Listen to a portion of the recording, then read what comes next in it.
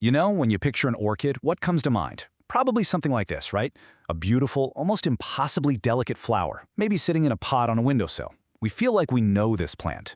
But that beauty, it's hiding a wild story of survival, one that happens way up high, above the forest floor. Because, and this is wild, up to 70% of all orchid species live as epiphytes, basically clinging to the branches of trees. They have zero soil, absolutely no connection to the ground. So that's the real mystery we're diving into. How does a plant that looks this fragile manage to thrive in what is honestly one of the toughest environments you can imagine? Okay, so let's get right into it. To really get how they survive, we first have to understand the world they live in, and that means we've got to bust a really common myth. The official term for what they are is epiphyte. It just means a plant that grows on another plant, which we call a phyrophyte or host, but, and this is the key, not as a parasite. It's a hugely important distinction. It gets everything it needs from the rain, from the air, and from any little bits of debris that collect around its roots. Here's the easiest way to think about it. An epiphyte, like our orchid, is basically a polite tenant.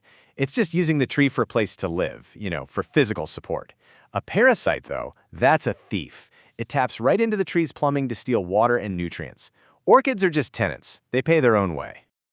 So, okay, the orchid has its own apartment, but man, it is not an easy neighborhood. The forest canopy is a place of brutal extremes. One minute, it's a downpour. The next, it's baking in the sun and getting blasted by wind. Water can be everywhere, and then, just like that, it's completely gone. So how on earth does it cope with all that? Well, to survive up there, the orchid has evolved this absolutely incredible specialized survival kit, a whole set of tools that lets it live completely on its own. You can really boil its whole strategy down to 3 super logical steps. Step 1, grab water as fast as you possibly can whenever it shows up. Step 2, store that water for the dry spell that you know is coming. And Step 3, be incredibly stingy with it. Lose as little water as possible. And here are the tools it uses to pull this off. It's brilliant. First, those weird-looking white roots are covered in a layer called the velamen. It's basically a high-tech sponge that soaks up water the second it touches it. For storage, a lot of orchids have a pseudobulb, that swollen stem part.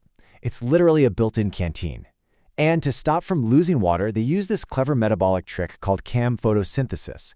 They only open their pores at night to breathe in CO2, keeping them sealed shut all day long when it's hot and dry. I mean, it's an amazing display of self-sufficiency. You look at all this and you think, wow, this plant is a master of survival. But here's the twist. For all of its sophisticated gear, there is one absolutely critical moment in its life where it is completely and utterly helpless. And this is where the story gets really interesting. We've just seen how the adult orchid is this amazing survivor.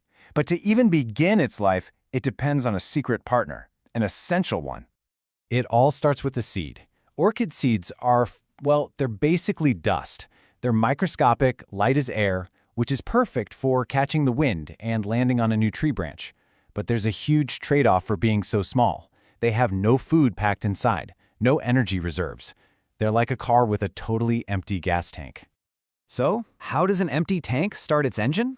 The short answer? It doesn't. It can't. It needs help from the outside. And that help comes from this, an obligate mycorrhizal fungus. A very specific kind of fungus has to find that seed, infect it, and act like a lifeline, pumping it full of all the energy and nutrients it needs just to get started.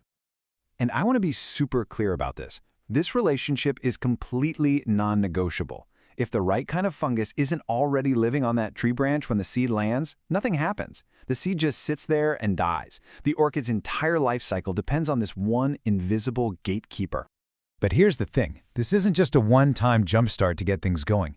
This partnership is a dynamic, lifelong alliance that actually changes as the orchid gets older. This table really lays it all out. You can see how the relationship status changes. Look at that top row. As a tiny little seedling, or what's called a protocorm, the orchid is completely dependent. It has no leaves, it can't make its own food. The fungus is doing all the work. But then, look at the bottom row. Once the orchid grows up and can photosynthesize, the whole dynamic shifts to mutualism. It becomes a two-way street. And how does it pay its partner back? Well, the adult orchid is now a little sugar factory thanks to photosynthesis. It starts sending some of that energy, that carbon, down to its fungal partner. And in return, the fungus, which is great at breaking down wood, keeps acting like a master miner, scavenging the tree bark for crucial minerals and delivering them right back to the orchid. So, this incredible hidden partnership, it's not just some cool biology fact. It has huge implications for the orchid's survival in our modern world, and it ties its fate directly to the health of the entire forest. This leads us to a really profound realization when it comes to conservation. We can't just think about saving the plant itself. The single greatest threat to orchids isn't just cutting down the tree it lives on. It's destroying the invisible, microscopic fungal world that its entire life depends on. And just how fragile is that network? Well, get this. Researchers found that the essential symbiotic fungi orchids need are 12 times more abundant and more diverse in old-growth forests than in younger forests. 12 times.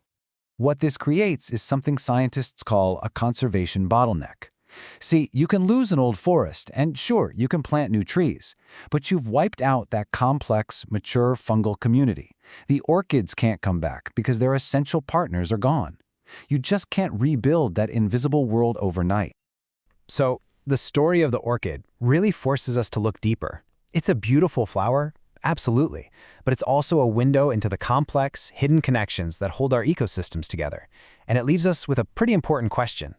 If this incredibly intricate dependency was hidden right there in plain sight, what other essential, invisible alliances are we completely missing?